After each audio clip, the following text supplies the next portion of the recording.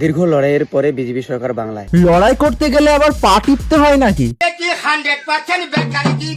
তখন আমার আবেগে কাজ করছে, বিবেক কাজ করে না। দেখো উজ্জ্বলদা, পা টিপতে গিয়ে অন্য কিছু টিপে দিও না, তাহলে কিন্তু বিপদ হয়ে যাবে।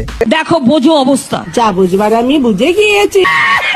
অনেকে আমাকে চটি চেটাও বলে। উজ্জ্বলদা তো চটি চাটেনি, ওকে চটি চাটা বলছে কেন?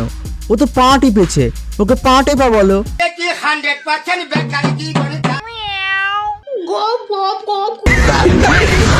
ये वीडियो बना रही थी तो मैं वीडियो देखने दो ना। জাপ বাড়া, খেলা শুরু হওয়ার আগে শেষ হয়ে গেল। देखने दो ना। তুমি অন্তত একটু আলতা লাগিয়ে নিয়ে আসতে পারতে, নাটকটা আর একটু রিয়েল মনে হতো।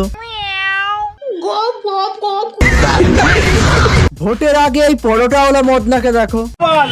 এই রাজ্যের মুখ্যমন্ত্রী মমতা দি যতকাল থাকবে ততকাল কচুরি 1 টাকা করে খাওয়ানো হবে। আর ভোটের পরে দেখো বাংলা কচুরি জয় বাংলা, তাই তো? না, মোদিনীর কচুরি জয় শ্রীরাম। আরে বেহেনকা ভাই, একটু আস্তে রং বদলা, তোকে দেখে তো গিরগিটিও লজ্জা পেয়ে যাবে। ঘন্টা দুয়েকের মধ্যে বিজেপির সব লোকজন কিভাবে পালায় ল্যাজ গুটিয়ে দেখে। ভোটের রেজাল্ট বেরোনোর পর রাজ চক্রবর্তী পুরো কাউন্টিং সেন্টার ছাড়লেন রাজ চক্রবর্তী, গায়ে ঘুঁটে কাদার তাল ছুঁড়ে মারলেন। তাও ভালো, ওরা কাদা ছুঁড়ে মেরেছে, আমার বন্ধুগুলো থাকলে ওখানে গু ছুঁড়ে মারতো।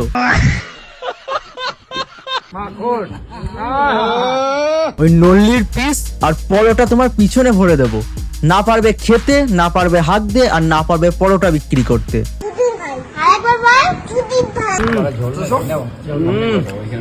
আরে কারেন্ট চলে গেছিল, রাজু কিন্তু তখন থেকে নল্লির পিসি খাচ্ছিল। তোমরাও না কি সব ভাবো।